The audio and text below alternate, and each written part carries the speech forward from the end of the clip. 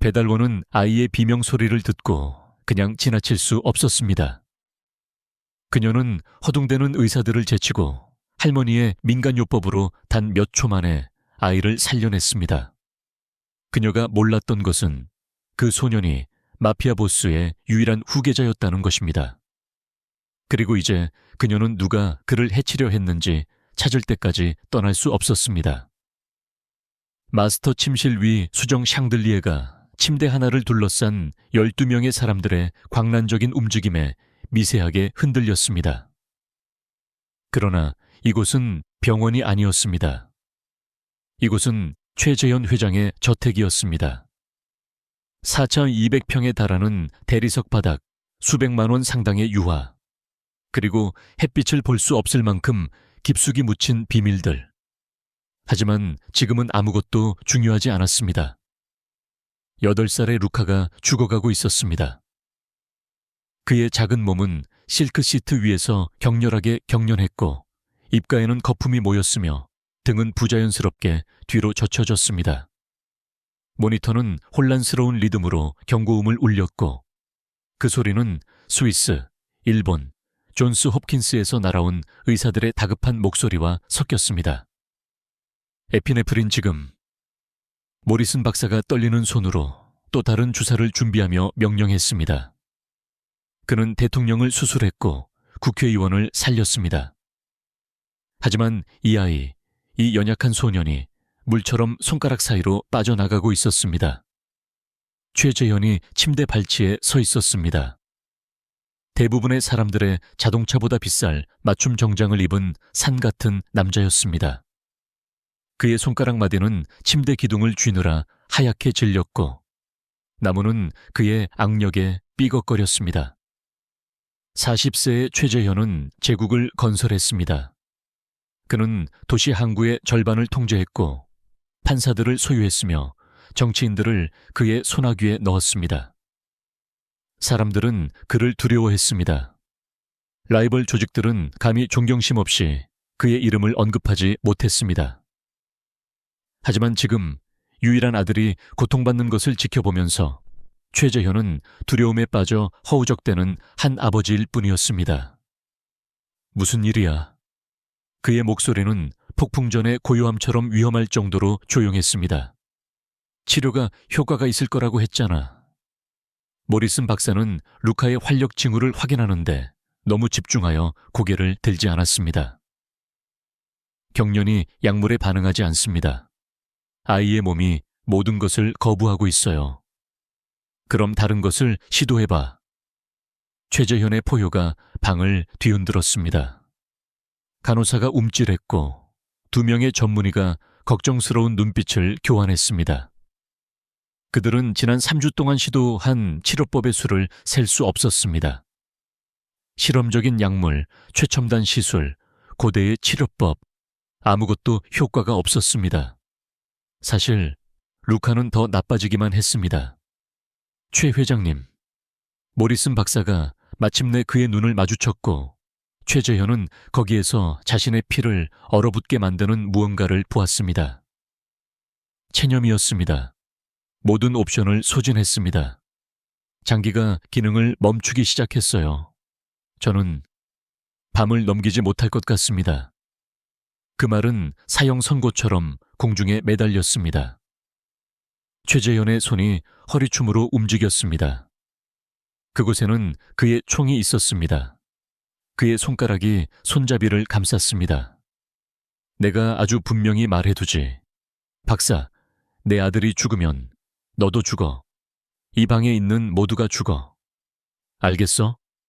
그것은 위협이 아니었습니다. 약속이었습니다. 모리슨 박사의 얼굴이 창백해졌지만 그가 대답하기도 전에 루카의 모니터가 비명을 지르기 시작했습니다. 아이의 눈은 뒤집혔고 몸은 경직되었습니다. 심정지가 왔습니다. 제세동기를 가져와. 방은 혼란에 빠졌습니다. 의사들은 소리쳤고 간호사들은 허둥댔으며 의료 장비들이 덜컹거렸습니다. 그리고 이 모든 것을 뚫고 최재현은 얼어붙은 채 아들이 눈앞에서 죽어가는 것을 지켜보고 있었습니다. 그는 사람들을 죽이고 가족을 파괴하고 피와 두려움 위에 제국을 건설했지만 자신의 아이는 구할 수 없었습니다. 문 두드리는 소리가 처음에는 무시되었습니다. 그러더니 더 집요하게 두드렸습니다. 지금은 안 돼. 누군가 소리쳤습니다. 문은 어쨌든 살짝 열렸고 주방 총괄인 강아줌마가 불안하게 고개를 내밀었습니다. 최 회장님, 방해해서 죄송하지만 나가. 최재현의 목소리는 천둥 같았습니다. 강아줌마는 움찔했지만 떠나지 않았습니다. 회장님, 오늘 저녁에 쓸 한약자에 배달이 도착했어요. 서명을 해야 떠날 수 있다고 하는데요. 저녁 따위는 신경 안 써. 최재현이 그녀에게 돌아서자 강아줌마는 뒤로 비틀거렸습니다. 하지만 그녀는 최 회장 일가를 위해 20년 동안 일했습니다. 그녀는 언제 밀어붙여야 할지 알았습니다. 알아요, 회장님. 죄송해요. 돌려보낼게요. 다만 주방장이 지난달 승인하신 루카 도련님의 특별 식사에 쓸 약용 허브, 유기농 농장에서 온 특별한 허브를 주문했다고 해서요. 그 말 속에 무언가가 최재현을 멈추게 했습니다. 약용 허브, 그들은 다른 모든 것을 시도했습니다. 루카의 식단은 영양사와 전문의의 감독하에 신중하게 통제되었습니다. 그가 대답하기도 전에 복도에서 한 여성의 목소리가 들려왔습니다. 괜찮으세요? 소리 지르는 걸 들었어요. 그러고 나서 모든 것을 바꾼 소리가 들렸습니다. 루카가 비명을 질렀습니다. 아이에게서는 나올 수 없는, 없는. 날 것 그대로의 고통스러운 소리였습니다. 순수한 고통의 소리였습니다. 신선한 허브 상자를 팔에 안고 복도에 서 있던 하이마니는 그 비명이 자신의 가슴을 곧바로 꿰뚫는 것을 느꼈습니다. 그녀는 생각하지 않았고 주저하지 않았습니다. 하이마니는 딸을 먹여 살리기 위해 3가지 일을 하면서 32년을 자신의 일에 신경 쓰며 살았습니다. 고개를 숙이고 배달하고 서명을 받고 다음 장소로 이동하는 기술을 숙달했습니다. 하지만 그 비명, 그 절망적이고 죽어가는 소리가 그녀 안에 무언가를 산산조각 냈습니다. 할머니의 목소리가 그녀의 기억 속에서 메아리 쳤습니다. 누군가 고통받는 소리를 들으면 마니아, 너는 도와야 한다. 그것이 우리가 하는 일이다.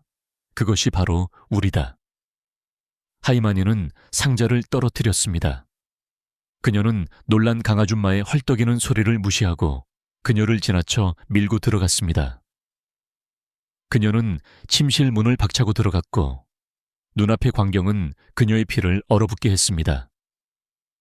거대한 방, 절망하는 의사들, 경고음을 지르는 기계, 그리고 그 모든 것의 중심에서 하얀 시트 위에서 죽어가는 작은 소년. 누가 감히 누군가 말을 시작했습니다. 하지만 하이마니는 이미 움직이고 있었습니다. 그녀의 운동화가 대리석 바닥에서 끽끽거렸고 그녀는 침대 옆으로 달려갔습니다.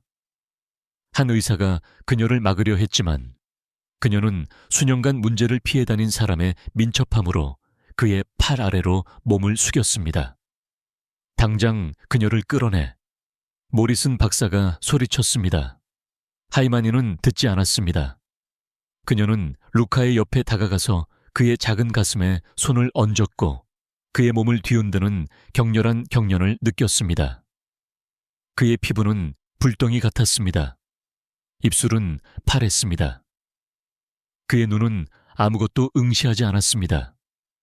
그녀는 이것을 전해본 적이 있었습니다. 병원에서가 아니라 어떤 의학 교과서에서가 아니라 20년 전 할머니의 작은 부엌에서 하이마니의 사촌이 거의 죽을 뻔했을 때 말입니다. 부인, 당장 나가셔야 합니다. 경호원이 그녀의 어깨를 잡았습니다. 하이마니는 몸을 돌렸고 처음으로 최재현과 눈을 마주쳤습니다. 마피아 보스는 이 낯선 사람을 쳐다보았습니다. 배달회사 유니폼과 낡은 청바지를 입은 이 평범한 여자가 마치 자신이 속한 곳인 것처럼 그의 아들의 방으로 돌진해 들어왔습니다. 다시 나를 건드리면 후회하게 될 거예요. 하이마니는 심장이 요동치는 것에도 불구하고 목소리를 가다듬고 조용히 말했습니다. 이 아이에게는 당신들의 수칙을 따를 시간이 없어요. 최재현은 경호원을 멈추게 하기 위해 손을 들었습니다. 이 여자의 눈에서 느껴지는 무언가, 맹렬하고 절박한 결단력이 그를 주저하게 만들었습니다. 30초를 주지, 최재현이 말했습니다. 그 다음에는 내 머리에 총알을 박을 테니. 하이마니는 루카에게 다시 돌아섰습니다. 30초 안에 죽어가는 아이를 구해야 합니다. 30초 안에 모든 것을 바꿀 수 있습니다. 그녀는 소매를 걷어붙이고 일에 착수했습니다. 하이마니의 손은 심지어 스스로도 놀랄 만큼 확신에 차서 움직였습니다. 그녀는 12살 때 할머니가 똑같은 일을 하는 것을 지켜봤습니다. 그녀의 사촌이 독성 물질을 먹었고 이 소년처럼 몸이 멈춰가고 있었습니다. 구급차는 20분 거리에 있었습니다. 로즈 할머니는 기다리지 않았습니다. 뜨거운 물, 깨끗한 수건, 그리고 내가 방금 배달한 그 허브들, 로즈마리, 타임, 말린 라벤더가 필요해요 하였점어사. 야. 하이마니의 목소리는 예상치 못한 권위로 혼란을 갈랐습니다. 아무도 움직이지 않았습니다.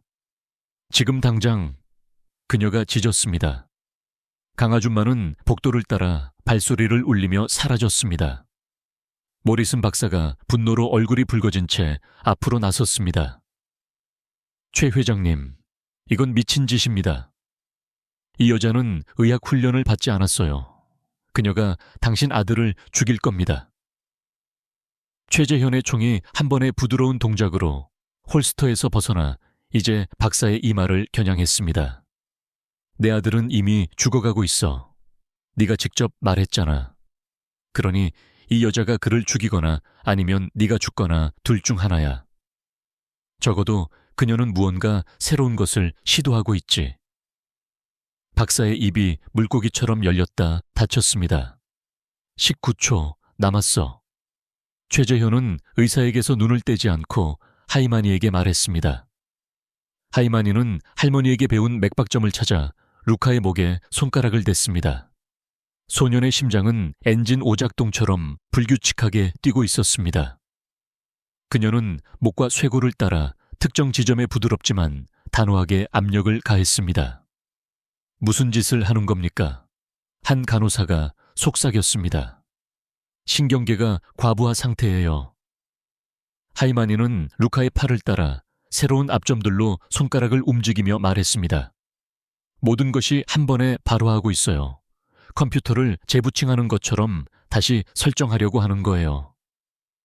미친 소리처럼 들렸습니다. 아마 미친 짓이었을 것입니다. 하지만 할머니의 목소리가 그녀의 머릿속에서 메아리 쳤습니다. 몸은 스스로 치유하는 법을 기억한다. 마니아. 때로는 단지 상기시켜줄 필요가 있을 뿐이다. 강아줌마가 물품을 가득 안고 방으로 다시 달려 들어왔습니다. 다 가져왔어요.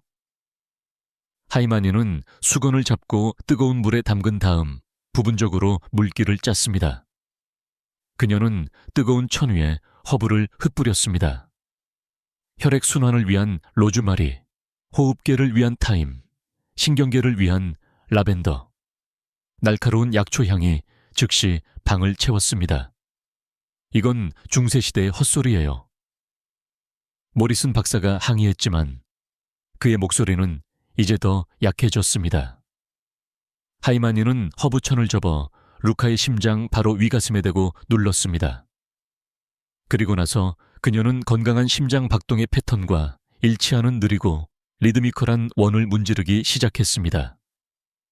그녀의 다른 손은 그의 목과 팔에 압점을 계속 작업했습니다. 하나, 둘, 셋, 들이쉬세요. 그녀는 이마에 땀이 맺히는 중에도 침착한 목소리로 속삭였습니다.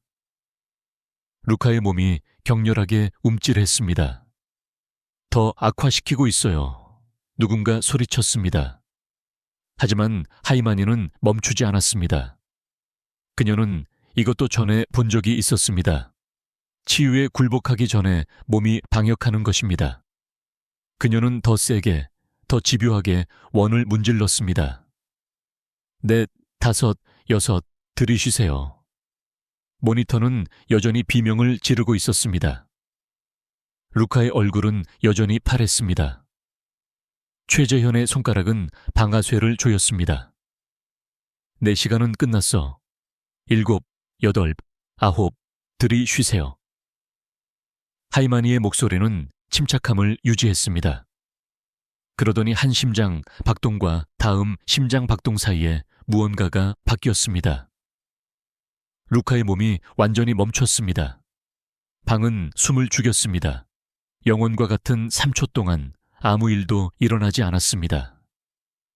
모니터는 평평한 선을 보였습니다. 의사들은 공포에 질려 서로를 쳐다보았습니다. 하이마니는 계속 문지르고 계속 누르고 계속 믿었습니다. 그리고 루카는 헐떡였습니다. 그것은 죽어가는 사람의 절망적인 익사하는 헐떡임이 아니었습니다. 그것은 악몽에서 깨어나는 사람의 깊고 떨리는 숨이었습니다. 그의 등은 매트리스에 기대어 이완되었습니다. 그의 손가락은 펴졌습니다. 파란색 기운이 그의 입술에서 사라지기 시작했고 희미한 분홍빛으로 대체되었습니다. 모니터는 정상적인 리듬으로 삐걱거리기 시작했습니다. 안정적이고 강하고 살아있었습니다. 세상에, 한 간호사가 속삭였습니다. 하이마니는 안도의 한숨을 쉬었고 그녀의 손은 여전히 루카의 가슴에 얹혀 있었고 그녀의 손바닥 아래에서 그의 심장이 안정되는 것을 느꼈습니다. 효과가 있었습니다. 정말로 효과가 있었습니다. 모리슨 박사가 비틀거리며 앞으로 나섰고 믿을 수 없다는 듯 눈을 크게 뜨고 모니터를 확인했습니다. 활력 징후가 안정되고 있습니다. 산소 수치가 상승하고 있고 심박수가 정상화되고 있습니다. 이럴 리가 없는데. 하지만 그러했습니다. 루카의 눈이 혼란스럽고 겁에 질렸지만 살아있는 채로 깜박이며 열렸습니다. 그는 낯선 곳에서 깨어난 아이의 어리둥절한 시선으로 하이마니를 올려다보았습니다. 괜찮아, 아가야. 하이마니가 이제 부드러운 목소리로 속삭였습니다. 괜찮아, 그냥 숨 쉬렴. 소년의 작은 손이 위로 뻗어 그녀의 손목을 약하게 잡았습니다. 마치 그녀가 기울어지는 세상에서 유일한 단단한 물체인 것처럼 말입니다. 최재현은 총을 천천히 내렸고 그의 얼굴은 읽을 수 없었습니다. 그는 숨쉬고 의식이 있고 살아있는 아들을 바라보았습니다. 그리고 불가능한 일을 막 해낸 낯선 사람을 바라보았습니다. 그가 마침내 말했을 때 그의 목소리는 조용했습니다. 위험할 정도로 조용했습니다. 모두 나가. 그것은 요청이 아니었습니다. 의사들은 서둘러 문을 향해 달려갔고 서두르느라 서로 발이 걸릴 뻔했습니다. 간호사들은 장비를 챙겨 달아났습니다. 강아줌마는 잠시 망설이다 고개를 숙이고 방을 나갔습니다. 몇 초 만에 침실은 세 사람 외에는 텅 비었습니다. 최재현 하이마니, 그리고 그녀가 방금 살린 아이. 하이마니는 아드레날린 때문에 다리가 떨렸지만 일어나기 시작했습니다. 저는 가서 배달 트럭을 확인해야겠어요. 제가 그냥 두고 와서 앉아. 최재현의 목소리가 그녀를 얼어붙게 했습니다. 그는 먹이를 맴도는 포식자처럼 침대 주위를 움직였고 그의 발걸음은 두꺼운 카펫 위에서 소리가 나지 않았습니다. 그런 다음 그는 하이마니 옆에 웅크리고 앉아 그녀와 눈높이를 맞췄습니다. 가까이에서 그녀는 그의 눈에서 피로, 그가 숨기고 있던 두려움, 그리고 방금 그의 세상이 거의 끝나는 것을 지켜본 남자의 위험한 날카로움을 볼 수 있었습니다. 네가 누구인지 말해. 최재현이 신중하게 단어를 고르며 말했습니다. 수천 명의 의사, 전문의, 외과 의사가 할 수 없는 일을 어떻게 방금 해냈는지 말해. 그리고 진실을 말해. 거짓말인지 알 테니. 하이마니는 심장이 쿵쾅거렸음에도 불구하고 그의 시선을 꿋꿋이 마주했습니다. 제 이름은 하이만입니다. 저는 배달기사예요. 유기농 농산물 회사에서 일하고 허브를 내려놓고 서명을 받기로 되어 있었습니다. 그게 다예요. 저는 그게 전부입니다. 그냥 아무개인 사람은 없어. 최재현이 말했습니다. 다시 시도해봐. 저는 그 기술을 할머니에게서 배웠어요. 하이마니는 이제 더 강한 목소리로 말을 이었습니다. 할머니는 약초상이셨어요. 의사가 2시간 거리에 있던 켄터키의 작은 마을에서 자라셨죠. 그녀는 가진 것으로 사람들을 치료하는 법을 배워야 했어요. 그녀는 돌아가시기 전에 저에게 가르쳐 주셨어요. 최재현은 속임수를 찾으며 오랫동안 그녀의 얼굴을 살폈습니다. 배달기사가 민간요법으로 내 아들의 생명을 구했는데 세계 최고의 의료진을 당황하게 만들었다고 믿으라는 건가? 당신이 아무것도 믿기를 바라지 않아요. 하이마니가 조용히 대답했습니다. 저는 단지 당신이 저를 떠나게 해주기를 바랄 뿐입니다.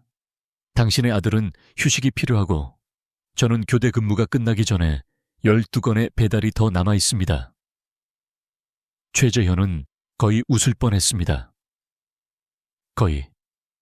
이 여자는 마피아 보스의 저택에 걸어들어와 죽어가는 그의 후계자를 구하고 아무 일도 없었던 것처럼 배달 경로를 끝내고 싶어 했습니다. 너는 아무데도 가지 않아. 그가 말했고 하이마니는 자신의 진짜 문제가 이제 막 시작되었다는 것을 깨달았습니다. 최재현이 그녀 바로 앞에 의자를 끌어당겼을 때 하이마니의 손가락은 여전히 떨리고 있었습니다. 의자 다리가 불길한 소리를 내며 바닥을 긁었습니다.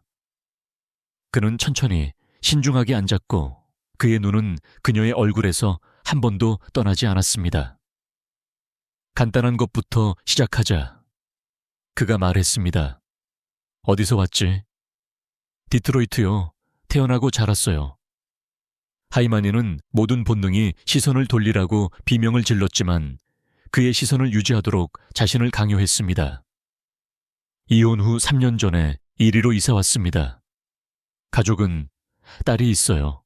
아리, 7살이에요.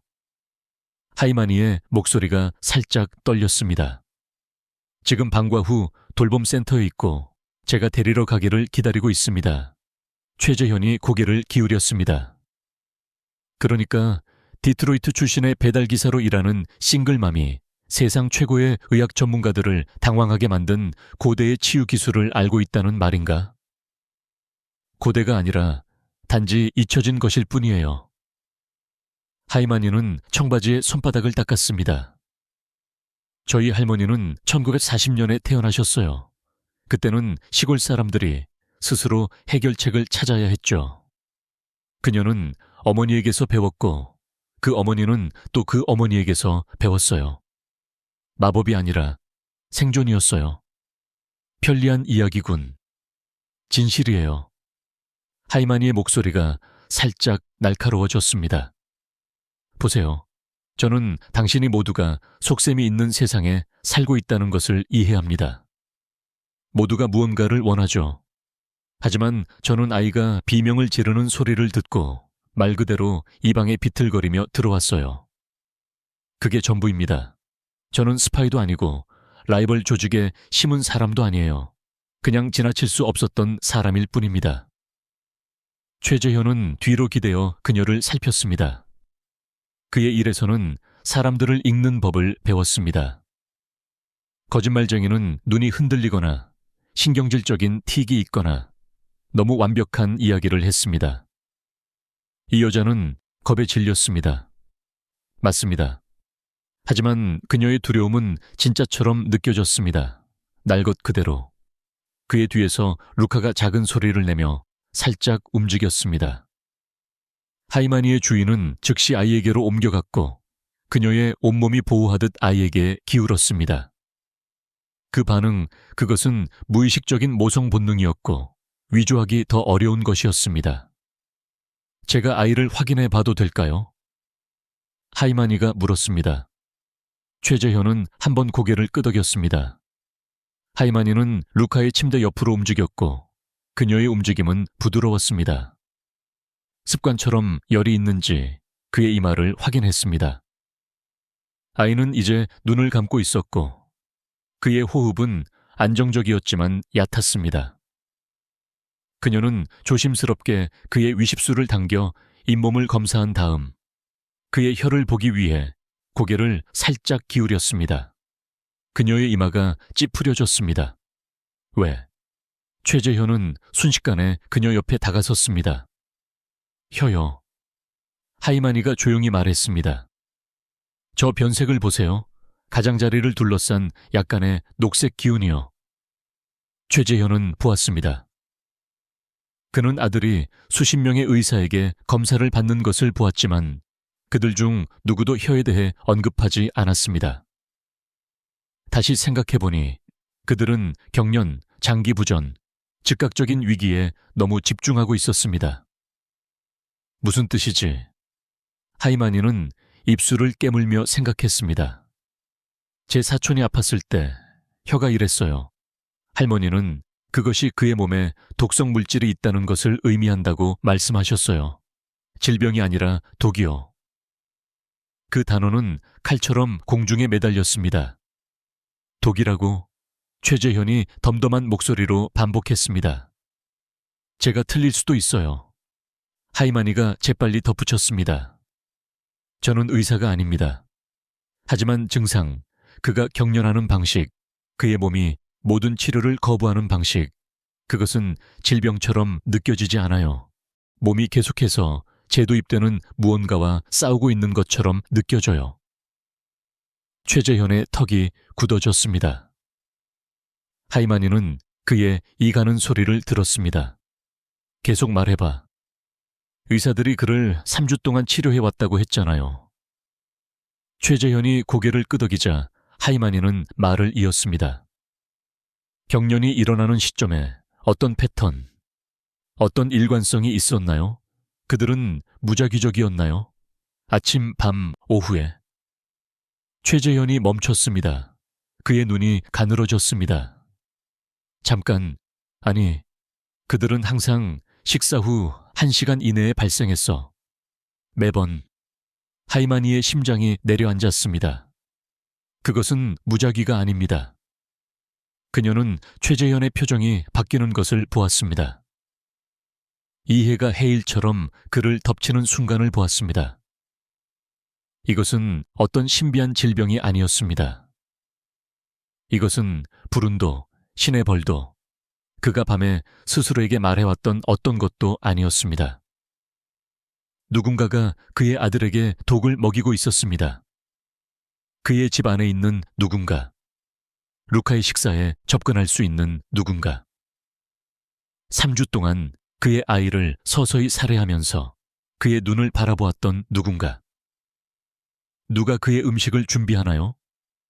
하이마니가 무심히 물었습니다. 주방 총괄인 마리오 셰프와 보조 요리사들. 하지만 모든 식사는 감독해 이루어져. 최재현의 손이 주먹으로 말렸습니다. 이대호가 모든 가정 운영을 감독해. 그는 루카 근처의 모든 교대 인원을 개인적으로 승인해. 모든 재료를 확인해. 그는 말을 멈췄습니다. 하이마니는 그의 얼굴에 무서운 무언가가 번쩍이는 것을 보았습니다. 단순히 분노가 아니라 더 깊은 무언가, 육체적으로 고통스러운 깊은 배신감이었습니다. 이대호, 최재현이 속삭였습니다. 그는 내 오른팔이야. 나의 가장 오래된 친구. 우리는 함께 자랐어. 그는 루카의 대부야. 죄송해요. 하이마니가 말했고 진심이었습니다. 그녀는 배신이 어떤 느낌인지 알았습니다. 그녀의 전 남편은 그들의 은행 계좌를 털고 비서와 함께 사라졌지만 그것은 돈이었습니다. 이것은 아이의 생명이었습니다. 최재현은 갑자기 일어서서 전화를 꺼냈습니다. 그의 엄지손가락이 화면 위를 맴돌았습니다. 그러다가 멈췄습니다. 집어넣어. 만약 내 말이 맞다면 그가 천천히 말했습니다. 그리고 이대호가 내가 알고 있다는 것을 알게 되면 루카는 부담이 돼. 내가 행동하기도 전에 그는 일을 끝낼 거야. 그가 하이마니에게 몸을 돌렸습니다. 확실해? 아니요. 하이마니는 인정했습니다. 저는 할머니에게서 민간요법을 배운 배달기사일 뿐이에요. 하지만 그 의사들은 3주 동안 알아내지 못했어요. 때로는 가장 간단한 답이 올바른 답이에요. 최재현은 그의 아들을 바라보았습니다. 작고 연약하고 순진한 아이. 그리고 살인적인 무언가가 그의 눈에 자리 잡았습니다. 만약 내 조직의 누군가가 내 후계자를 죽이려 한다면 그가 조용히 말했습니다. 그들은 내게 전쟁을 선포하는 것이고 나는 전쟁에서 지지 않아. 그가 하이마니에게 다시 돌아서자 그녀는 그가 진정 누구인지 그 무게 전체를 보았습니다. 절망적인 아버지가 아니라 조직의 보스였습니다. 너는 여기 머물러. 최재현이 말했습니다. 루카를 살려두고 내가 증거를 찾는 것을 도와. 네가 그렇게 하면 너와 내 딸을 평생 보호해 줄 것을 약속하지. 원한다면 새로운 신분도. 집, 네가 필요한 것은 무엇이든. 그리고 제가 거절하면요. 최재현의 미소는 그의 눈에 닿지 않았습니다. 너는 똑똑한 여자야, 하이마니. 거절할 수 없다는 것을 알잖아. 네가 그 문을 걸어 들어온 순간 내 세상으로 걸어 들어왔어. 이제 남은 유일한 질문은 네가 이 세상에서 살아남을 수 있느냐는 거야. 하이마니는 방과 후 돌봄센터에서 기다리고 있을 아리를 생각했습니다. 어머니가 집에 오기를 필요로 하는 아리. 딸에게 전화를 해야겠어요. 하이마니가 말했습니다. 늦을 거라고 말해줘야 해요. 물론이지. 최재현이 말했습니다. 네가 내가 배신자를 잡는 것을 도와준 바로 직후에 최재현이 하이마니에게 배정한 객실은 그녀의 아파트 전체보다 컸습니다. 실크 커튼이 바닥에서 천장까지 오는 창문을 감쌌습니다. 왕좌 같은 침대가 중앙에 놓여 있었고 손대지 않은 듯 비싸 보였습니다. 유화가 벽을 장식했고 아마도 그녀가 10년 동안 번 것보다 더 비싼 원본일 것입니다. 하이마니는 이 모든 것을 무시했습니다. 그녀는 창가에 서서 전화기를 귀에 대고 반대편에서 들려오는 딸의 목소리를 들었습니다. 엄마, 언제 와? 아리의 목소리는 자꾸 걱정스러웠습니다. 정말 미안해, 아가야. 직장에서 일이 생겼어. 김선자 아주머니가 오늘 밤 너를 집에 데려가서 함께 있어 주실 거야. 알겠지? 하이마니는 이웃에게 거의 빌다시피 전화했습니다. 김선자 아주머니는 동의했습니다. 그녀에게 축복이 있기를. 하지만 오늘 밤에 쿠키 만들기로 약속했잖아. 하이마니의 목이 메었습니다. 알아. 약속한 거 알아. 그리고 우린 만들 거야. 약속해. 오늘 밤만 아니야. 내일. 알았지? 엄마가 보상해 줄게. 알았어. 아리가 말했지만 하이마니는 실망감을 들을 수 있었습니다. 전화를 끊은 후 하이마니는 한참 동안 서서 전화기를 응시했습니다. 그녀는 무슨 짓을 하고 있는 걸까요? 그녀는 열쇠를 잡고 그 문을 걸어 나가서 결코 뒤돌아보지 말았어야 했습니다. 하지만 눈을 감으면 그녀는 루카의 작은 얼굴을 보았습니다. 그가 깨어났을 때의 그 겁에 질린 표정, 그의 작은 손이 그녀의 손목을 잡았던 방식, 문 두드리는 소리가 그녀의 생각을 방해했습니다. 들어오세요. 하이마니가 불렀습니다. 최재현이 들어왔고 그 뒤를 하이마니가 전에 본 적 없는 남자가 따랐습니다. 그는 최재현보다 키가 작고 복서 같은 체격에 너무 많은 싸움을 겪은 듯한 얼굴을 하고 있었습니다. 그의 어두운 눈은 노골적인 의심을 담고 하이마니를 훑어보았습니다. 이 사람은 이대호야. 최재현이 말했습니다. 나의 2인자지. 이대호. 이 사람은 하이마니 카터야. 루카의 생명을 구했어. 이대호의 표정은 변하지 않았습니다. 들었어요. 대단한 기적이더군요. 그의 어조에 담긴 무언가가 하이마니의 피부를 오싹하게 만들었습니다. 감사가 아니라 안도도 아니라 완전히 다른 무언가였습니다. 그냥 운이 좋았을 뿐이에요. 하이마니가 조심스럽게 말했습니다. 적절한 장소, 적절한 시간. 우스운 종류의 운이군요. 이대호가 팔짱을 꼈습니다.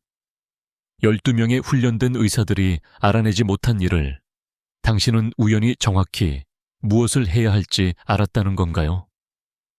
이대호, 최재현의 목소리에 경고가 담겨 있었습니다. 그냥 하는 말입니다, 회장님. 이대호가 말했습니다. 수상합니다. 그녀가 나타나자 갑자기 모든 것이 괜찮아졌습니다. 우리 업계에서는 우연을 믿지 않습니다. 하이마니는 그의 시선을 꿋꿋이 마주했습니다. 저를 믿지 않는 것은 당연합니다.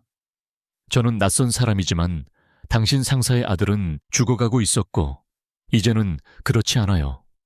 아마도 그 부분에 집중하는 것이 좋을 겁니다. 이대호의 턱이 굳어졌습니다. 잠시 동안 하이마니는 그가 실제로 말다툼을 할 것이라고 생각했지만 그는 최재현을 흘끗 보고는 물러섰습니다.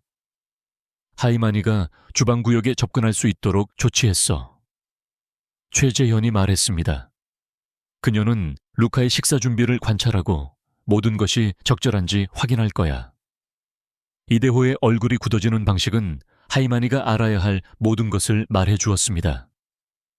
그는 이것을 좋아하지 않았고 그녀를 좋아하지 않았으며 자신의 신중하게 통제된 영역에 새로운 사람이 접근하는 것을 확실히 좋아하지 않았습니다. 정말로 필요합니까? 이대호가 물었습니다. 우리는 이미 수칙이 있는데요. 수칙은 실패했어. 최재현의 목소리는 유리를 자를 수 있을 정도였습니다. 내 아들이 너의 감독하에 거의 죽을 뻔했어, 이대호. 그러니 그래, 필요해. 두 남자는 서로를 노려보았고 하이마니는 그들 사이에서 의심과 비난이 충돌하는 긴장감을 느꼈습니다. 알겠습니다. 이대호가 마침내 말했습니다.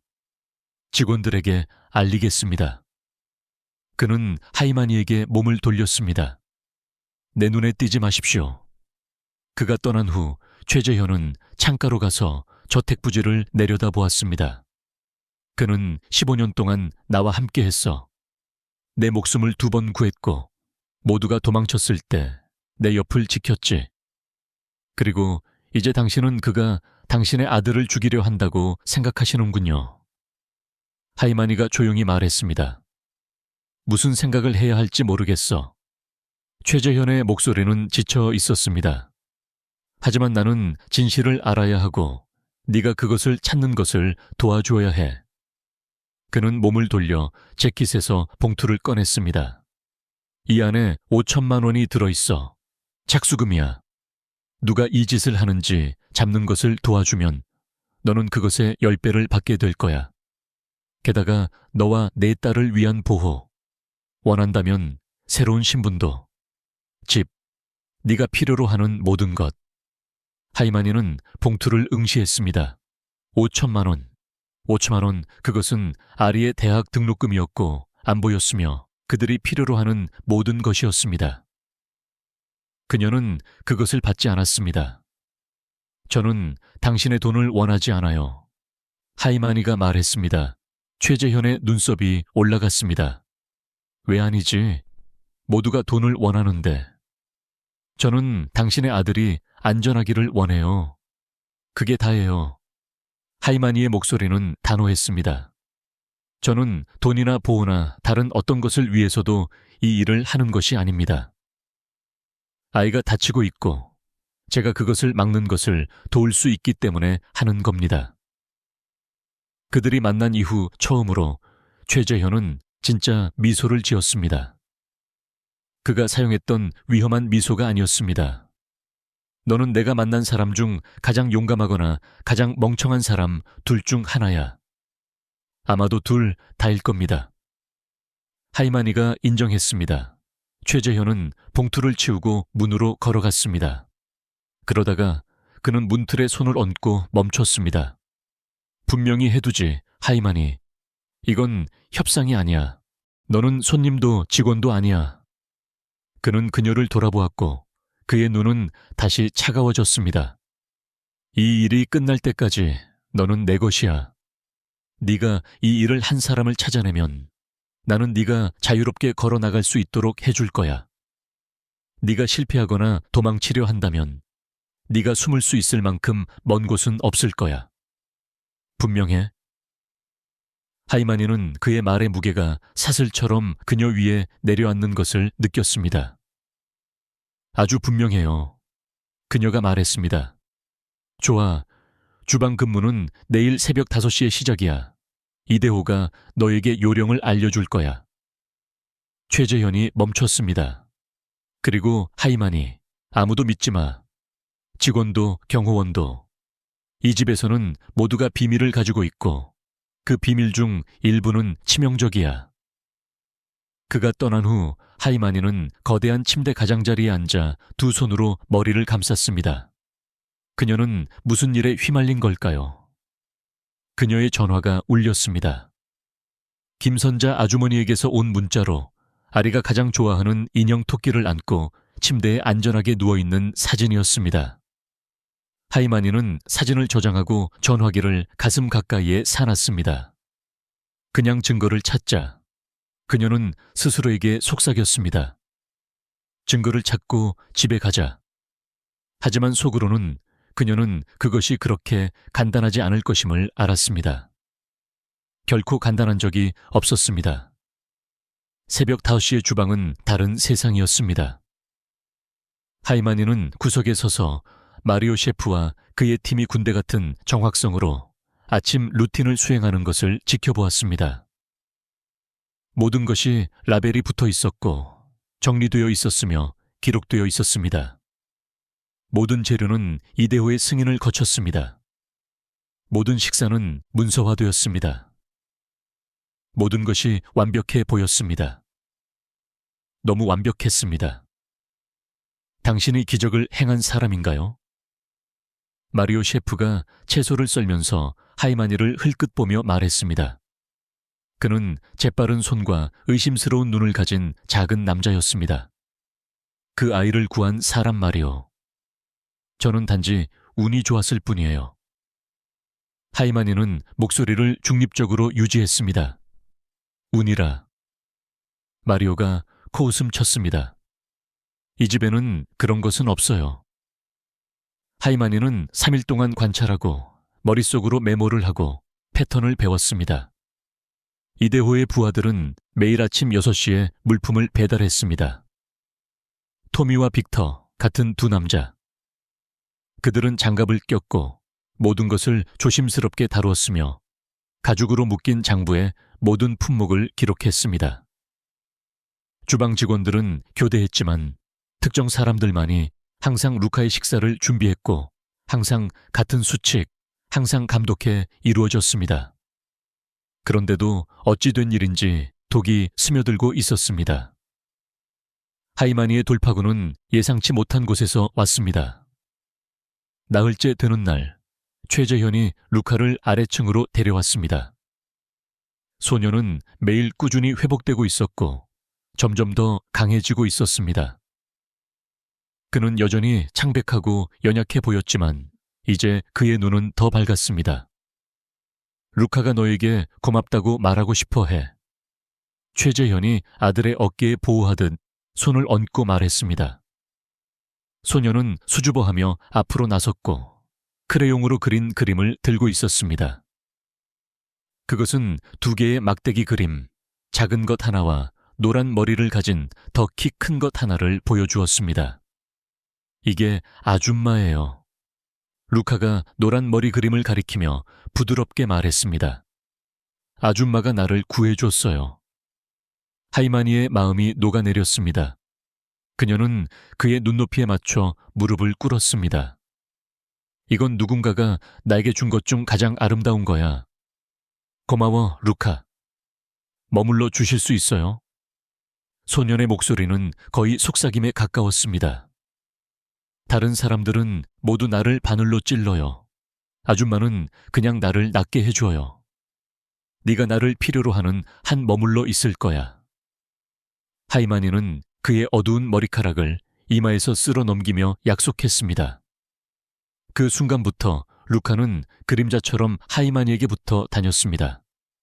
그는 주방 주변을 그녀를 따라다녔고 질문을 하고 자신이 가장 좋아하는 만화 캐릭터에 대한 이야기를 들려주었습니다. 식사 시간이 되면 하이마니가 먼저 음식을 맛보지 않으면 먹기를 거부했습니다. 최재현은 그것을 허락했습니다. 아마도 그것이 그의 아들을 진정시켰기 때문일 것입니다. 아마도 그가 하이마니의 충성심을 시험하고 있었기 때문일 것입니다. 어느 날 오후 하이마니가 루카의 점심 식사 준비를 돕고 있을 때 소년이 그녀의 소매를 잡아당겼습니다. 아줌마. 그의 목소리는 작았습니다. 가끔 음식에서 이상한 냄새가 나요. 하이마니의 손이 멈췄습니다. 무슨 뜻이니, 아가야? 루카는 아무도 듣고 있지 않은지 확인하듯 불안하게 주위를 둘러보았습니다. 항상 그런 건 아니에요. 가끔요. 마치 이대호 아저씨가 나에게 특별 간식을 가져다 줄 때처럼요. 아빠가 나에게 주는 약이랑 비슷한 냄새가 나요. 쓴 종류요. 하이마니의 맥박이 빨라졌습니다. 이대호 아저씨가 언제 너에게 간식을 가져다 주니? 대부분 저녁 식사 후에요. 그는 그것들이 나를 강하게 만드는 비타민이라고 말해요. 루카의 눈은 혼란으로 가득 찼습니다. 하지만 그것들은 내 배를 아프게 해요. 하이마니는 침착함을 유지하고 목소리를 부드럽게 유지하도록 자신을 강요했습니다. 그것들이 어떻게 생겼는지 말해줄 수 있니? 작은 갈색 사각형이요. 초콜릿 같은데 초콜릿은 아니에요. 루카가 코를 찡그렸습니다. 나는 그것들을 좋아하지 않지만 이대호 아저씨가 아빠를 실망시키지 않으려면 먹어야 한다고 말해요. 하이마니의 마음은 빠르게 돌아갔습니다. 이대호가 모든 주방 수칙을 우회하여 루카에게 직접 무언가를 주고 있었습니다. 간식으로 위장된 무언가를. 루카, 이건 정말 중요해. 하이마니가 조용히 말했습니다. 이대호 아저씨가 너에게 주는 것은 더 이상 아무것도 먹지 마. 알겠지? 만약 그가 이유를 묻는다면 내 배가 여전히 아프다고 말해. 나를 위해 그렇게 해줄 수 있니? 소녀는 엄숙하게 고개를 끄덕였습니다. 그날 밤 모두가 잠자리에 든 후 하이마니는 몰래 주방으로 돌아갔습니다. 저택은 어둠 속에서 달랐습니다. 그림자는 더 길게 뻗어 있었습니다. 마루판의 모든 삐걱거리는 소리는 천둥처럼 들렸습니다. 하이마니는 최재현이 그녀에게 준 키카드를 사용하여 주방에 접근했고 심장이 쿵쾅거렸습니다. 그녀는 이대호의 일과를 신중하게 지켜봤습니다. 매일 밤 그는 개인적으로 특정 물품을 확인했습니다. 특히 잠겨있는 캐비닛 하나는 항상 그 혼자만이 다루었습니다. 하이마니는 그날 오후 내내 손을 떨면서 그의 사무실에서 열쇠를 훔쳤습니다. 이제 작은 손전등 하나만 가지고 어두운 주방에 서서 그녀는 잠긴 캐비닛에 열쇠를 넣었습니다. 부드러운 딸깍 소리와 함께 열렸습니다. 안에는 루카의 특정 식단 요구를 위한 보충제, 비타민, 특수재료 용기들이 있었습니다. 하이마니는 각각을 조심스럽게 검사했고 빛에 비춰보고 냄새를 맡고 특이한 것이 있는지 찾아보았습니다. 그러다가 그녀는 그것을 발견했습니다. 루카 도련님 스무디용 유기농 카카오 파우더라고 라벨이 붙은 병이었습니다. 하지만 하이마니가 그것을 열고 내용물의 냄새를 맡았을 때 그녀의 심장이 내려앉았습니다. 초콜릿 냄새가 나지 않았습니다. 약품 냄새가 났습니다. 날카롭고 잘못된 냄새. 그녀는 숟가락을 파우더에 담아 손전등 아래에서 검사했습니다. 갈색 카카오 사이에는 다른 무언가의 작은 반점들이 있었습니다. 약간 녹색을 띠는 무언가, 거기에 속하지 않는 무언가. 하이마니는 전화기를 꺼내 여러 장의 사진을 찍었습니다. 그런 다음 그녀는 조심스럽게 병을 봉인하고 모든 것을 원래 있던 대로 정확하게 되돌려 놓았습니다. 그녀가 캐비닛을 닫고 있을 때 발소리가 들렸습니다. 하이마니는 얼어붙었고 그녀의 피는 얼음으로 변했습니다. 발소리는 더 가까워지고 있었고 무겁고 의도적이었습니다. 그녀는 손전등을 끄고 벽에 몸을 바짝 붙였고 숨을 거의 쉬지 않았습니다. 주방 문을 통해 그림자가 지나가는 것을 보았습니다. 누군가 순찰하고 확인하고 있었습니다. 발소리가 주방 바로 밖에서 멈췄습니다. 하이마니의 손이 카운터 위에 칼을 찾았습니다. 그녀는 손바닥에 땀이 나도록 그것을 꽉 쥐었습니다. 문 손잡이가 천천히 돌아갔습니다. 그러다가 멀리서 목소리가 들렸습니다. 이대호, 회장님이 위층으로 오래요. 발소리가 멀어졌습니다. 하이마니는 감히 움직이기 전에 10분 동안 고통스럽게 기다렸습니다. 그녀가 마침내 주방에서 빠져나와 방으로 돌아왔을 때 그녀의 다리는 너무 떨려서 거의 걸을 수 없었습니다. 그녀는 문을 잠그고 침대에 앉아 전화기의 사진들을 응시했습니다. 그녀는 증거를 가졌습니다. 이데오가 루카에게 독을 먹이고 있다는 진짜 만질 수 있는 증거였습니다. 하지만 이제 위험한 부분이 다가왔습니다. 이데오가 먼저 알기 전에 최재현에게 말하는 것이었습니다. 왜냐하면 이데오가 그녀가 알고 있다는 것을 발견한다면 하이마니는 완벽하게 명확하게 이해했습니다. 그녀는 사라질 것입니다. 그들은 강에서 그녀의 시신을 발견하거나 전혀 발견하지 못할 것입니다. 그녀는 다시 전화를 보았습니다. 아리의 사진, 그녀의 딸의 순진한 미소. 미안해, 아가야. 하이마니가 속삭였습니다. 엄마가 끔찍한 실수를 저지른 것 같아. 창밖으로 그녀는 이데오가 안뜰에 서서 전화기를 귀에 대고 있는 것을 보았습니다. 그의 표정은 차갑고 계산적이었습니다. 그리고 왠지 하이마니는 그가 이미 의심하고 있다는 것을 알았습니다. 시간은 흐르고 있었습니다. 하이마니에게는 자신을 죽이지 않고 이데호를 폭로할 방법을 알아낼 72시간이 있었습니다. 문제는 간단했습니다.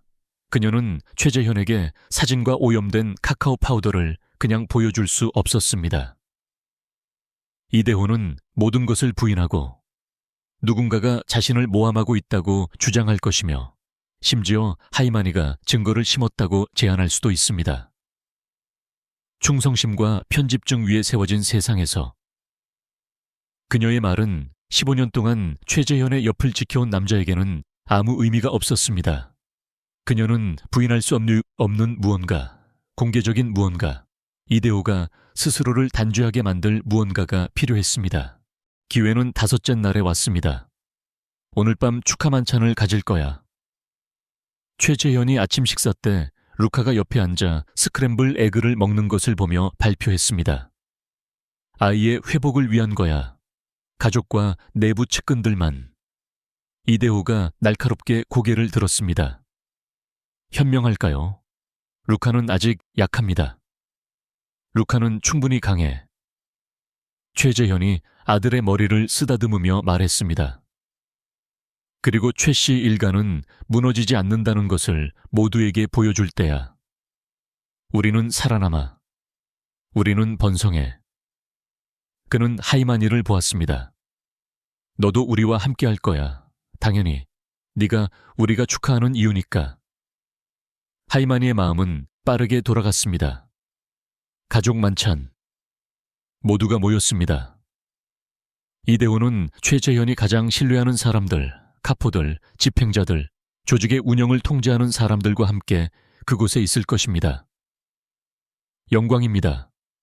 하이마니가 말했습니다. 이대호의 눈은 그녀를 보며 살짝 좁아졌습니다. 하이마니는 오후를 주방에서 보냈습니다. 표면적으로는 식사 준비를 돕고 있었습니다. 하지만 그녀의 진짜 초점은 다른 곳에 있었습니다. 그녀는 마리오 셰프에게 축하를 위한 특별한 건배주, 할머니가 축하를 위해 만들곤 했던 전통 약초 음료를 만들고 싶다고 말했습니다. 그녀의 지식에 감명받은 마리오는 그녀에게 주방에서 자유로운 권한을 주었습니다. 하이마니는 조심스럽게 각 만찬 손님을 위한 개별잔을 준비했습니다. 대부분은 간단한 재료를 포함했습니다. 꿀, 허브, 레몬, 약간의 브랜디. 무해하고 즐거웠습니다. 하지만 이대호를 위한 잔에는 그녀가 다른 무언가를 추가했습니다. 그녀는 자신의 방에 있는 의약품 캐비닛을 뒤져 일시적인 증상을 유발할 알약들을 으깨 넣었습니다. 빠른 심장 박동, 발한, 근육 경련. 위험하지 않고 영구적이지는 않지만 루카가 견뎌냈던 것을 모방하기에 충분했습니다.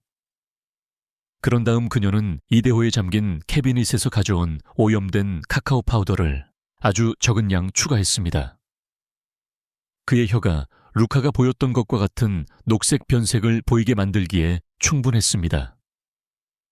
그것은 도박이었습니다. 크고 무서운 도박. 이대호에 대해 그녀가 틀렸다면 그녀는 방금 무고한 사람에게 독을 먹인 것이었습니다. 그녀가 옳았지만 계획이 실패한다면 이대호는 그녀가 자신을 추적하고 있다는 것을 알게 될 것입니다. 어느 쪽이든 오늘 밤은 누군가에게 나쁘게 끝날 것입니다. 식당은 웅장했습니다. 수정 샹들리에가 그녀의 차보다 빗살 도자기로 차려진 테이블 위에 따뜻한 빛을 비췄습니다. 비싼 정장을 입은 12명의 남자가 자리에 앉았습니다. 최재현이 상석에, 루카가 그의 옆에 보조의자에, 그리고 이대호가 최재현 바로 맞은편의 명예로운 자리에 앉았습니다. 하이마니는 호기심과 의심으로 그녀를 쳐다보는 두 명의 카포 사이에 더 아래쪽에 앉았습니다. 신사숙녀 여러분. 최재현이 와인잔을 들었습니다. 3주 전 저는 모든 것을 잃었다고 생각했습니다. 제 아들은 죽어가고 있었고 세계 최고의 의사들도 그를 구할 수 없었습니다. 그러다가 이 여자가, 그는 하이마니에게 손짓했습니다. 우리 집으로 걸어들어와 불가능한 일을 해냈습니다. 동의의 웅성거림이 테이블 주변으로 퍼져나갔습니다. 일부 남자는 하이마니에게 정중하게 고개를 끄덕였습니다. 다른 사람들은 회의적인 표정을 지었습니다. 루카의 건강을 위하여 최재현이 말을 이었습니다. 그리고 두 번째 기회를 위하여 모두가 와인잔을 들고 마셨습니다. 하이마니는 마리오 셰프와 눈을 마주치고 작게 고개를 끄덕였습니다. 마리오는 작은 잔이 담긴 쟁반을 들고 앞으로 나섰습니다. 각 잔에는 하이마니의 특별 건배주가 담겨 있었습니다. 루카 도련님의 회복을 기리기 위해 하이마니 씨가 준비한 전통적인 가족 축복주입니다. 그가 발표했습니다. 잔들이 배분되었습니다. 하이마니는 이대호가 그의 잔을 받는 것을 조심스럽게 지켜보았습니다. 자세히 보지 않으면 눈에 띄지 않는 약간 더 어두운 색깔의 잔이었습니다. 이대호가 그녀에게 눈썹을 치켜떴습니다. 제가 만든 거예요. 오래된 가족 레시피죠. 하이마니는 심장이 빠르게 뛰고 있음에도 불구하고 목소리를 안정되게 유지했습니다. 할머니는 그것이 보호를 가져다주고 진실을 드러낸다고 하셨어요. 이대호의 눈에서 무언가가 번뜩였습니다. 의심, 두려움. 하지만 그는 거절할 수 없었습니다. 최재현을 모욕하지 않고서는, 주의를 끌지 않고서는 최재현은 다시 일어서서 작은 잔을 들었습니다. 가족을 위하여, 충성심을 위하여, 우리가 흘린 피와 우리가 지키는 유대를 위하여, 가족을 위하여. 남자들이 메아리 쳤습니다. 모두가 마셨습니다. 하이마니는 머릿속으로 세웠습니다. 알약이 효과를 발휘하는 데는 3분에서 5분이 걸릴 것입니다. 그녀는 시간을 신중하게 쟀습니다. 테이블 주변으로 대화가 흘렀습니다. 이야기들이 오갔습니다. 루카는 카포 중 한 명이 한 말에 웃었습니다. 잠시 동안 거의 정상처럼 느껴졌습니다. 그러다가 이대호의 손이 떨렸습니다. 그는 재빨리 잔을 내려놓았지만 하이마니는 그것을 보았습니다. 그의 옆에 있던 남자도 마찬가지였습니다. 괜찮아, 이대호? 카포가 물었습니다. 괜찮아, 이대호가 말했지만 그의 목소리는 긴장되어 있었습니다. 이마에 땀이 맺혔습니다. 30초 후 그의 얼굴이 창백해졌습니다. 이대호, 최재현이 걱정으로 얼굴을 찌푸리며 몸을 앞으로 숙였습니다. 저는 이대호가 숨을 헐떡였고 그의 손이 가슴으로 향했습니다. 몸이 이상해. 그의 몸이 루카가 겪었던 것과 똑같이 격렬하게 움찔했습니다. 잔이 그의 손에서 떨어져 비싼 바닥에 깨졌습니다. 이대호는 격렬히 그의 몸을 뒤흔들면서 옆으로 쓰러졌고 의자가 넘어졌습니다. 식당은 혼란에 빠졌습니다. 남자들이 벌떡 일어섰습니다. 누군가 의사를 불렀습니다. 최재현은 몇 초 만에 테이블 주위를 돌아 가장 오래된 친구 옆에 무릎을 꿇었습니다. 이대호, 무슨 일이야? 최재현의 목소리는 공포에 질려 있었습니다. 하이마니는 천천히 일어섰고 이제 그녀의 다리는 안정적이었습니다. 지금이 순간이었습니다. 돌아올 수 없는 지점. 이것이 루카가 견뎌낸 것입니다. 그녀는 혼란을 가르는 목소리로 말했습니다. 매일, 매 식사마다 그를 거의 죽일 뻔했던 모든 경련이요. 방은 침묵에 잠겼습니다. 모든 눈이 하이마니에게로 향했습니다. 무슨 말을 하는 건가? 카포 중 한 명이 요구했습니다. 하이마니는 이대호가 바닥에 숨을 헐떡이며 누워있는 곳으로 걸어갔습니다. 그녀는 무릎을 꿇고 조심스럽게 그의 위십수를 당겼습니다. 그의 혀를 보세요. 그녀가 말했습니다. 저 녹색 변색이 보이시나요? 그것은 제가 만든 음료 때문이 아닙니다. 그것은 루카를 죽이고 있던 것과 같은 독에서 나온 것입니다.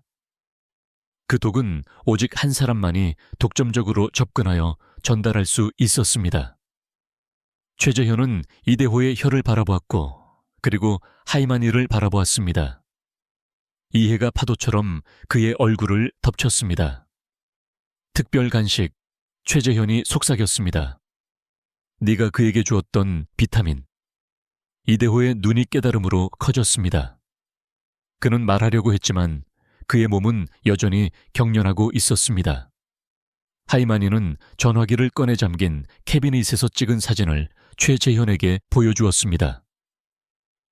저는 이것들을 사흘 전에 찾았습니다. 독소로 오염된 카카오 파우더. 이대호가 루카를 위한 간식을 만드는데 사용했던 것과 같은 파우더입니다. 네가 나를 함정에 빠뜨렸어. 이대호는 경련 사이에서 숨을 헐떡였습니다. 저는 증상을 모방하는 무해한 물질로 당신에게 독을 먹였습니다. 하이마니가 말을 가로막았습니다. 당신은 20분 안에 괜찮아질 거예요. 당신이 천천히 그를 살해하는 동안 3주 동안 고통받았던 루카와는 달리요. 이대호의 얼굴이 분노와 두려움으로 일그러졌습니다. 거짓말이야. 그녀가 나를 모함하려 하고 있어. 회장님, 믿으시면 안 됩니다. 하지만 최재현은 듣고 있지 않았습니다. 그는 가장 오래된 친구를 순수하고 차가운 배신감의 표정으로 응시하고 있었습니다. 왜? 최재현의 목소리는 거의 속삭임이었습니다. 그리고 그 순간 모두가 진실을 알았습니다. 이대호는 유죄였습니다. 3초 동안 아무도 움직이지 않았습니다. 이대호는 바닥에 누워 있었고 그의 격려는 가라앉기 시작했지만 그의 눈은 그의 삶이 끝났다는 것을 아는 남자의 갇힌 절망으로 광란적이었습니다. 최재현은 그 위에 서 있었고 얼굴은 돌처럼 굳은 채 행해진 일을 결코 정당화할 수 없는 대답을 기다리고 있었습니다. 왜? 최재현이 다시 물었습니다. 그의 목소리는 위험할 정도로 부드러웠습니다. 이대호의 턱이 굳어졌습니다. 그러다가 그의 표정에서 무언가가 바뀌었고 체념이 분노로 변했습니다. 그가 쓰러진다면 혼자 쓰러지지 않을 것입니다. 네가 약했기 때문이야. 이대호는 몸이 떨리는 중에도 목소리를 되찾으며 으르렁거렸습니다. 네 아버지는 이 제국을 두려움과 피 위에 세웠어. 그리고 너는 물러졌어. 민간인을 걱정하고 연방의 감시를 염려하고 네 아들을 조직사업보다 우선시했어. 루카는 가족이야. 최재현이 말했습니다. 루카가 문제였어. 이대호는 비틀거렸지만 똑바로 일어섰습니다. 다른 카포들은 본능적으로 무기에 손을 뻗었습니다. 그가 사라지면 너는 네가 정말 누구인지 기억했을 거야. 이 조직이 필요로 하는 보스가 되었을 거야. 그래서 당신은 아이를 살해하기로 결정했군요. 하이마니가 칼날처럼 날카로운 목소리로 말했습니다. 8살짜리 소년을. 이대호의 눈이 그녀에게로 향했고 그 안에 담긴 증오는 순수하고 절대적이었습니다. 이건 네 잘못이야. 너는 네 배달 트럭에 머물렀어야 했어. 하지만 너는 영웅놀이를 해야 했지. 너는 그래야만 했어.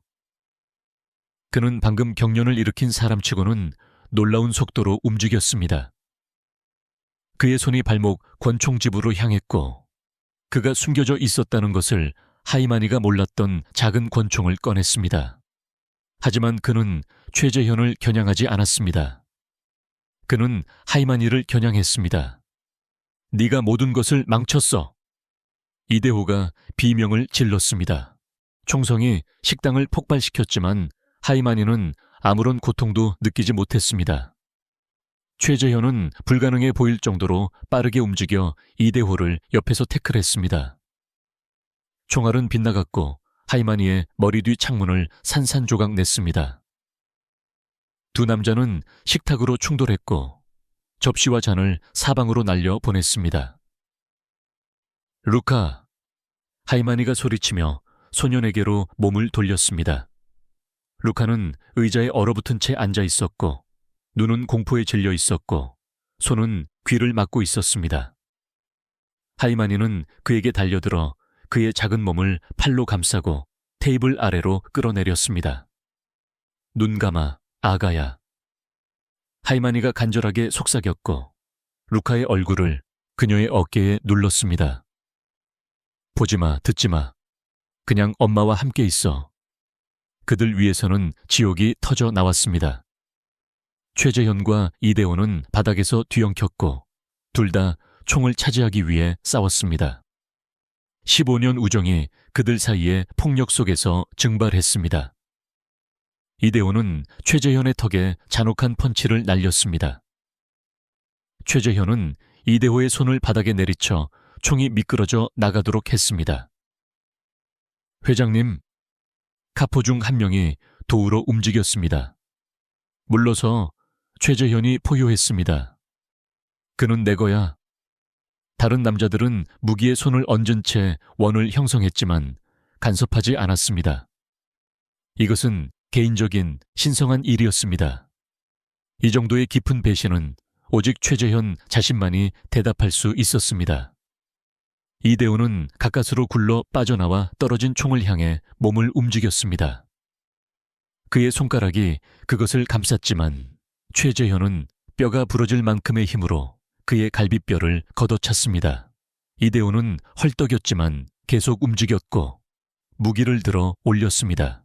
최재현은 바닥에서 저녁 식사용 칼을 잡고 위로 휘둘렀습니다. 이대호는 비명을 질렀고 칼날이 그의 팔뚝을 가로질러 상처를 열었습니다. 총은 다시 떨어졌지만 이대호는 끝나지 않았습니다. 그는 허리춤에서 두 번째 무기를 꺼냈습니다. 이번에는 더 큰 것. 그의 정장 재킷 아래 숨겨져 있던 9mm 권총이었습니다. 그를 죽게 내버려 뒀어야 했어. 이대호가 피가 흐르는 팔에서 소리쳤습니다. 조직은 더 강해졌을 거야. 너는 더 강해졌을 거야. 그가 발사했습니다. 총알이 최재현의 어깨를 맞고 그를 빙글 돌렸습니다. 여러 카포가 무기를 뽑았지만 최재현은 흰 셔츠가 피로 흠뻑 젖는 중에도 그의 손을 들어 올렸습니다. 물러서라는 분명한 명령이었습니다. 경호원, 누군가 문을 향해 소리쳤습니다. 식당 문이 터져 열리고 6명의 경호원이 무기를 뽑은 채 달려들어왔지만 그들은 학살, 산산조각 난 유리, 넘어진 가구, 그리고 그들의 보스가 피를 흘리며 그의 2인자와 싸우는 모습에 멈춰 섰습니다. 아무도 간섭하지 마. 카포 중 한 명이 그들에게 짖었습니다. 회장님 명령이다. 최재현은 부상당한 어깨에도 불구하고 이대호에게 돌진하여 그를 자기장 식기 캐비닛으로 태클했습니다. 충돌 소리는 귀가 먹먹할 정도였습니다. 도자기가 사방으로 폭발했습니다. 두 남자는 잔해 속으로 쓰러져 잔인한 주먹을 주고받았습니다. 테이블 아래에서 하이마니는 루카를 더 세게 안고 할머니가 불러주던 자장가를 그의 귀에 부드럽게 불렀습니다. 바로 몇 피트 떨어진 곳에서 일어나는 폭력의 소리를 잠재우기 위한 모든 것이었습니다. 이대호는 이 순간이 자신의 마지막 순간이라는 것을 알고 사로잡힌 사람처럼 싸웠습니다. 그는 최재현의 부상당한 어깨에 사악한 팔꿈치를 날려 보스가 고통으로 끙끙 앓게 만들었습니다. 그런 다음 그는 깨진 접시 조각을 움켜쥐고 최재현의 얼굴을 베려고 했습니다. 최재현은 그의 손목을 잡고 뼈가 부러질 때까지 비틀었습니다. 이대호는 울부짖었습니다. 네가 내 아들에게 독을 먹였어. 최재현이 그의 목소리에 차갑고 최종적인 결정이 담긴 채 말했습니다. 네가 내 피를 살해하는 동안 매일 내 눈을 바라보았지. 너를 구하려고 했어. 이대호가 헐떡였습니다. 네가 그를 건드린 순간 너는 스스로를 죽인 거야. 최재현은 이대호의 약해진 소나기에서 총을 빼앗았습니다. 한 번의 유려한 동작으로 그는 총구를 이대호의 이마에 대고 발사했습니다. 밀폐된 공간에서 그 소리는 귀가 먹먹할 정도였습니다. 이대호의 몸은 축 늘어졌고 그의 눈은 아무것도 응시하지 않았습니다. 최재현은 천천히 일어섰고 숨을 헐떡였으며 피로 뒤덮였습니다. 일부는 자신의 것이었고 대부분은 이대호의 것이었습니다. 그는 가장 오래된 친구, 피를 나눈 형제와 같은 남자의 시신을 내려다보았지만 차가운 만족감 외에는 아무것도 느끼지 못했습니다. 이것이 교훈이 되게 하라. 최재현은 이대호의 시신에서 눈을 떼지 않으면서도 방을 향해 말했습니다. 아무도 내 피를 독살하고 살아남지 못해. 아무도 이 가족을 배신하고 걸어나가지 못해. 충성심이 전부야. 그것 없이는 너희는 아무것도 아니야. 카포들은 고개를 숙였습니다. 절대적인 복종과 갱신된 충성심을 보여주었습니다. 예, 회장님. 그들은 일제히 속삭였습니다. 최재현은 마침내 이대회에게서 시선을 돌렸습니다. 누군가 이것을 치워 모리슨 박사를 불러 내 어깨를 보게 해. 그리고 그의 눈은 하이마니와 루카가 숨어있는 넘어진 테이블을 찾았습니다. 그의 표정은 거의 눈에 띄지 않게 부드러워졌습니다. 하이만이 아이를 데리고 나와. 하이마니는 천천히 나왔습니다. 루카는 여전히 그녀의 팔에 안겨 있었습니다. 소년의 눈은 꼭 감겨 있었고 그의 작은 몸은 떨리고 있었습니다. 최재현은 부상당한 어깨에도 불구하고 무릎을 꿇고 아들의 얼굴을 만지기 위해 손을 내밀었습니다. 루카, 끝났어. 이제 안전해. 루카는 눈을 떴고 아버지의 피 묻은 얼굴을 보았고 눈물을 터뜨렸습니다. 하지만 그것은 두려움의 눈물이 아니었습니다. 그것은 안도감이었습니다. 그는 최재현에게 손을 뻗었고 하이마니가 그들에게 공간을 내어주자 아버지와 아들은 서로를 안았습니다.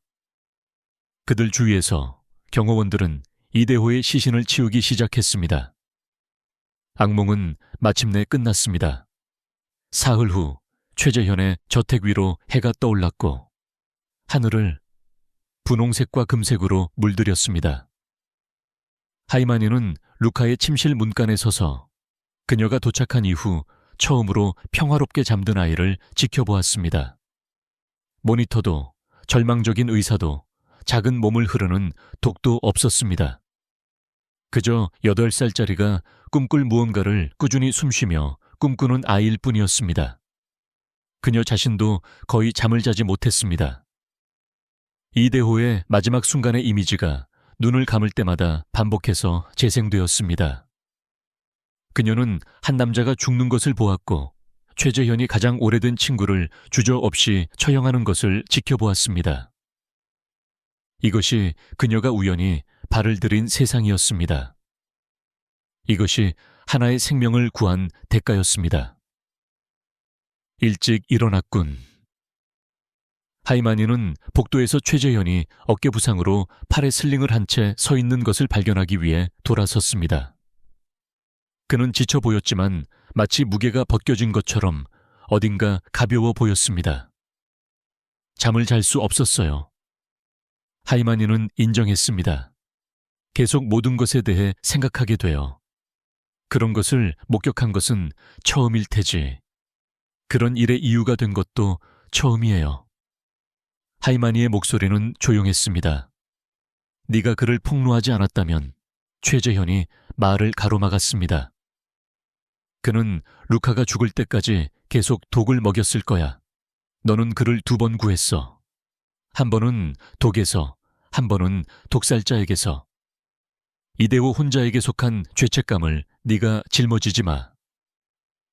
그들은 잠시 동안 침묵 속에 서서 루카가 자는 것을 지켜보았습니다.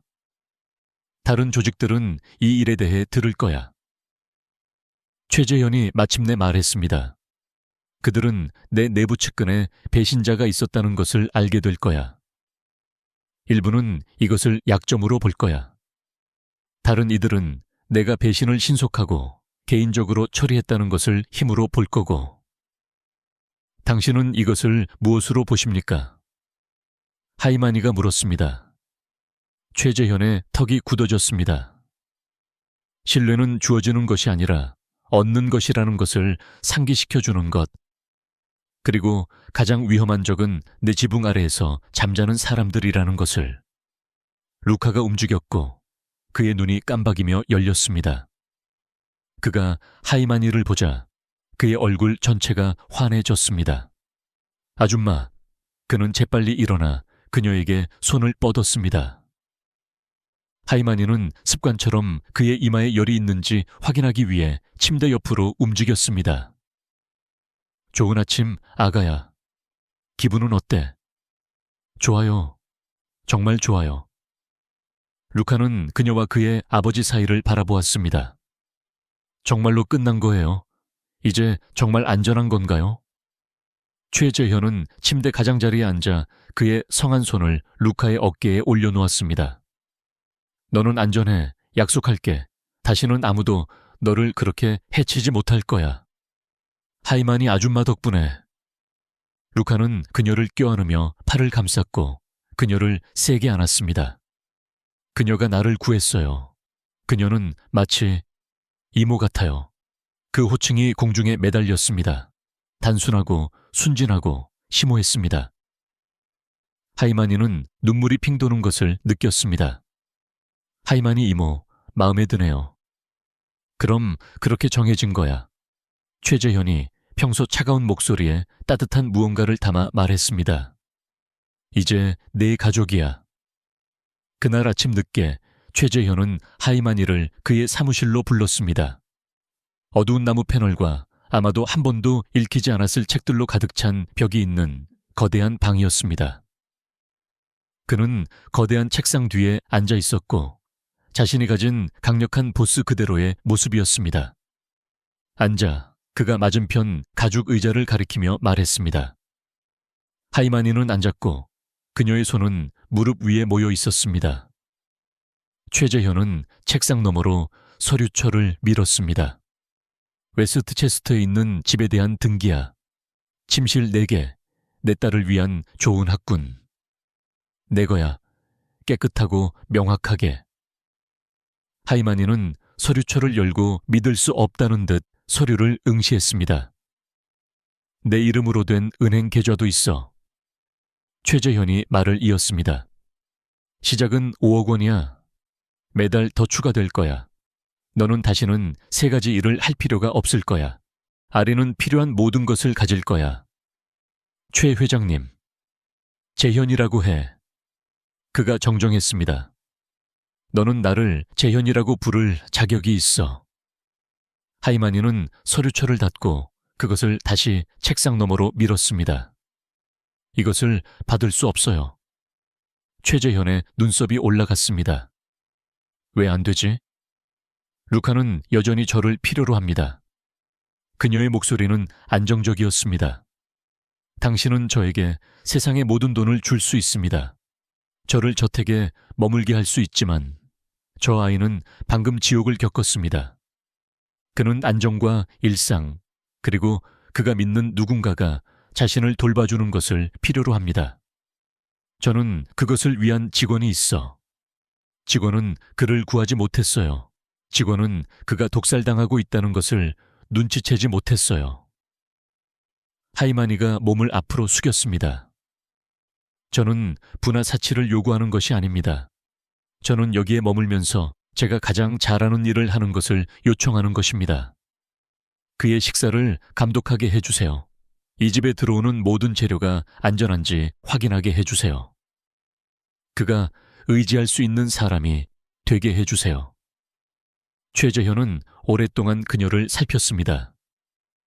저택을 가질 수 있는데 주방 일꾼이 되고 싶다고. 저는 당신의 아들을 살려두는 사람이 되고 싶어요. 하이마니가 간단히 말했습니다. 다른 모든 것은 그저 소음일 뿐입니다. 그들이 만난 이후 처음으로 최재현은 진짜 진심으로 웃었습니다. 너는 내가 만난 가장 이상한 여자야, 하이마니 카터. 그것을 칭찬으로 받아들이겠습니다. 칭찬이야. 최재현은 일어서서 손을 내밀었습니다. 좋아, 머물러. 루카를 돌봐. 그가 안전한지 확인해. 하지만 집과 돈은 아리를 위해 어쨌든 내 거야. 내 미래를 위해 내가 결코 진정으로 갚을 수 없는 빚에 대한 대가로 생각해. 하이마니는 그의 손을 잡았습니다. 고맙습니다. 다음 날 아침 동이 트고 하이마니는 루카의 방 밖 발코니에 서 있는 자신을 발견했습니다. 소녀는 잠옷을 입고 그녀 옆에 서서 그의 작은 손이 그녀의 손에 감겨 있었고 수평선 위로 해가 떠오르는 것을 지켜보았습니다. 예뻐요. 루카가 부드럽게 말했습니다. 그래. 하이마니가 동의했습니다. 모든 해돋이는 선물이야. 다시 시작할 기회지. 정말로 영원히 머물러 주실 거예요. 하이마니는 그의 손을 부드럽게 쥐었습니다. 내가 숨 쉬는 한 다시는 너에게 해가 없을 거야. 그건 약속이야. 그들 뒤에서 발코니 문이 열렸습니다. 최재현이 커피를 그의 성한 손에 들고 걸어나와 황금빛 빛을 배경으로 실루엣을 이루는 두 사람을 지켜보았습니다. 그는 가장 오래된 친구를 잃었고 자신의 집에서 배신을 발견했으며 거의 아들을 잃을 뻔했습니다. 하지만 하이마니가 어머니의 맹렬한 헌신으로 루카를 보호하는 것을 지켜보면서 최재현은 무언가를 깨달았습니다. 때로는 당신을 구하는 사람들이 당신이 예상하는 사람들이 아니라는 것을, 때로는 그들이 친절한 마음과 할머니의 지혜를 가진 평범한 배달 기사일 뿐이라는 것을, 때로는 그들이 당신이 필요로 하는 바로 그 사람이라는 것을. 고맙다, 최재현이 조용히 말했습니다. 하이마니도 루카도 그의 말을 듣지 못했지만 그 말은 어쨌든 그들을 위한 것이 아니었습니다. 그것은 듣고 있는 누군가를 위한 것이었습니다. 운명, 신, 우주에게 이 여자를 정확히 올바른 순간에 그의 삶으로 보내준 것에 대해, 그에게 두 번째 기회를 준 것에 대해, 이 세상의 모든 사람이 그에게서 무언가를 원하는 것은 아니라는 것을 상기시켜 준 것에 대해, 하이만이 카터와 같은 일부 사람들은 단지 돕고 싶어 할 뿐이었습니다. 그리고 최재현의 어두운 세상에서 그것이 가장 희귀한 선물이었습니다.